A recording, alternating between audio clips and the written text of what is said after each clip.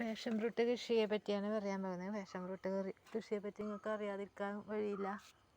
പക്ഷേ അതിന് നല്ലൊരു പന്തൽ എപ്പോഴും ആവശ്യമാണ്. ഒരു പന്തലിടാൻ വേണ്ടി ഞാൻ ശ്രമിക്കുകയാണ്. ഒരു പന്തൽ ഇങ്ങനെ ഇട്ട് കൊടുക്കാതിരുന്ന് ഇപ്പോൾ ചിലവ് കുറഞ്ഞൊരു പന്തലാണ് ഞാൻ ഇടാൻ പോകുന്നത്. ചിലവ് കുറഞ്ഞൊരു പന്തലാണ് ഇടാൻ പോകുന്നത്. ഇതിലൊരു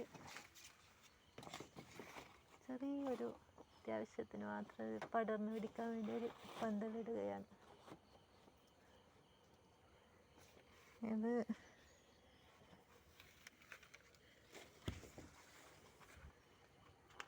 വലുതായൊരു പന്തലൊന്നുമില്ല, ചെറിയതായിട്ടൊരു പന്തലിങ്ങനെ ഇടാൻ പോവുകയാണ്.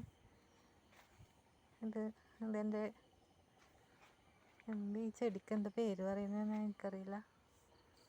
ഈ ചെടി നേരെ വെച്ചെടുപ്പിച്ചിട്ടുണ്ട്. ഈ പുല്ല് വളർന്നു കഴിഞ്ഞാൽ നല്ല ഭംഗിയുണ്ടായിരിക്കുന്നത് തോന്നുന്നു. വളർന്നു കഴിഞ്ഞാൽ നല്ല ഭംഗിയായിട്ട് ഇരിക്കുന്നു തോന്നുന്നു.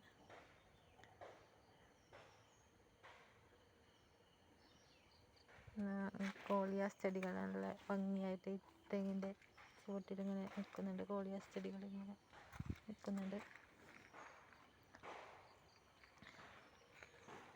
കോളിയാസ് ചെടികൾ വളർത്താൻ നല്ല ഒരു ബുദ്ധിമുട്ടുമില്ലാതെ വളർത്താൻ പറ്റുന്ന ഒരു ചെടിയാണ് കോളിയാസ് ചെടികൾ. ഈ ബുദ്ധിമുട്ടുമില്ല. ഇതിങ്ങനെ ഇതിൻ്റെ തല നുള്ളി ഇങ്ങനെ കളഞ്ഞ ദിക്കിലെല്ലാം ഇത് വളർന്നു വരുന്നു. നല്ല വെയിൽ കൊള്ളുന്നിടത്ത് നല്ലൊരു ഭംഗി ഇങ്ങനെ നിൽക്കുന്നത് കാണാം.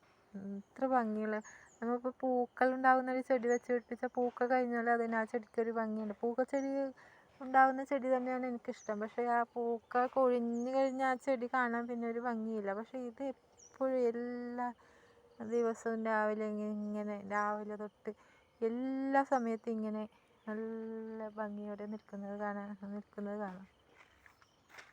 ഈ പാഷൻ ഫ്രൂട്ട് ചെടി ഇത് തനിയെ ഒരു തൈ വളർന്നുണ്ടായതാണ്. തനിയെ ഉണ്ടായതാണ് ചെടി. ഇത് ആ മതിലിൻ്റെ മുകളിലേക്ക് പടർന്നിട്ടുണ്ടായിരുന്നു. പക്ഷേ